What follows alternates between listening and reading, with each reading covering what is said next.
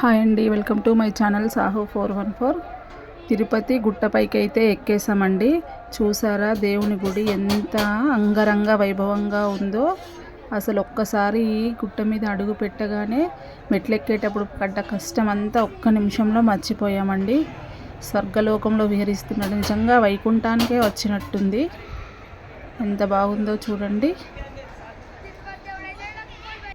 భోజనానికైతే వచ్చామండి. వెంగమాంబ అన్నదాన సత్రంలో అయితే భోజనం చేయడానికైతే వచ్చాము. ఒక్కసారి దీంట్లో భోజనం చేస్తే అయితే 7 జన్మల పుణ్యం పొందినట్టుగా అనిపిస్తుంది. చూడండి ఒక్కసారిగా ఎంతమంది భోజనం చేస్తున్నారు. ఒక్క ట్రిప్పులో అయితే 5,000కు పైగా మంది అయితే ఇక్కడ భోజనం చేయడానికి వసతులు అయితే ఏర్పాటు చేశారు. ఏమాత్రం విసుక్కోకుండా నిదానంగా అందరూ చాలా బాగా వడ్డిస్తారండి. ఇక్కడ చూడండి, ఇదిగో మేమైతే కూర్చున్నాము భోజనానికి. ఇగో ఇదంతా మా ఫ్యామిలీ అండి. అందరం కలిసి 15 మంది అందరం కలిసి ఫ్యామిలీ మొత్తం ఒకసారి దర్శనానికి అయితే వచ్చాము. చూడండి, ఇదిగో ఒక పరమాన్నము, దోసకాయ కూర, కొబ్బరి చట్నీ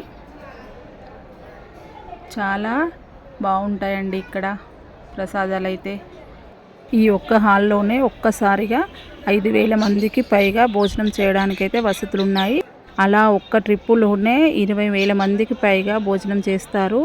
ఇలా ఒక్క రోజులో కొన్ని కోట్ల మందికి పైగా ఇక్కడ భోజనం అయితే చేయడం జరుగుతుందండి. ఎంతో అదృష్టం చేసి పెట్టుకొని ఉండాలి ఇక్కడ భోజనం చేయాలంటే. మేమైతే తిరుపతి వచ్చిన ప్రతిసారి ఎన్ని రోజులున్నా ఇక్కడే భోజనం చేస్తామండి. బయట మాత్రం అస్సలు తినము, ఇక్కడే చేస్తాము. అది క్వాలిటీలో కానీ దేంట్లోనైనా చాలా బాగుంటాయి. చూడండి నైవేద్యము ఎంత బాగుందో, చాలా టేస్ట్గా ఉంటుంది.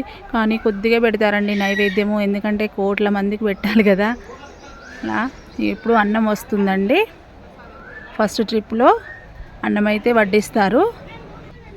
అన్నం వడ్డించిన తర్వాత దాంట్లోనే దోసకాయ కూర, మళ్ళీ వెనకాల సాంబార్ అయితే ఇస్తారండి అన్నంతో పాటు. అదిగో సాంబార్ వేస్తున్నారు చూడండి.